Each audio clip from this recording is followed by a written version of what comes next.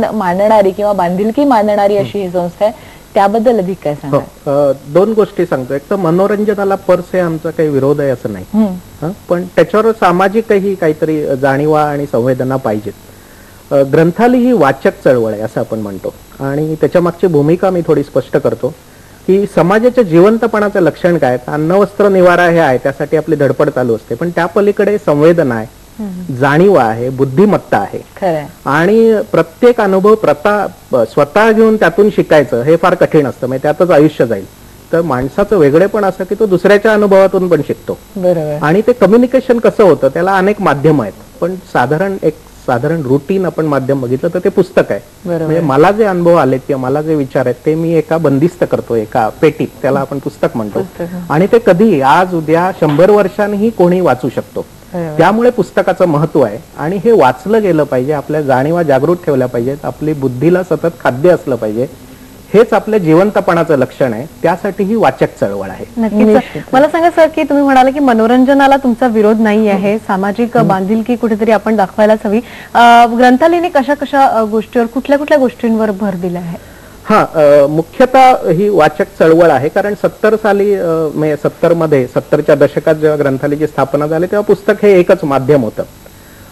मोठा जरा विस्तृत विचार आपण केला तर ग्रंथालयात एक सध्या मराठी विद्यापीठ नावाचा एक प्रकल्प चालवतोय, आणि त्या प्रकल्पाअंतर्गत मग छोटे छोटे प्रकल्प आहे. या मराठी विद्यापीठाची कल्पना अशी आहे, मुख्यतः विद्यापीठाची कल्पना अशी असली पाहिजे की तिथे ज्ञानाचं आदान प्रदान होतं.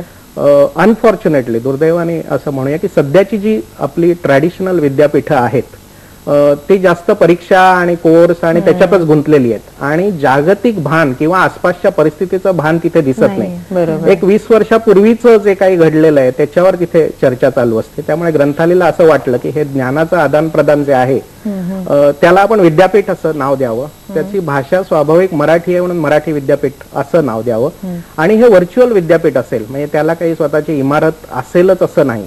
ते मुख्यतः आजची जी माध्यम आहेत, म्हणजे इंटरनेट आहे, ईमेल आहे, या सगळ्या माध्यमांचा उपयोग करून ते चालेल.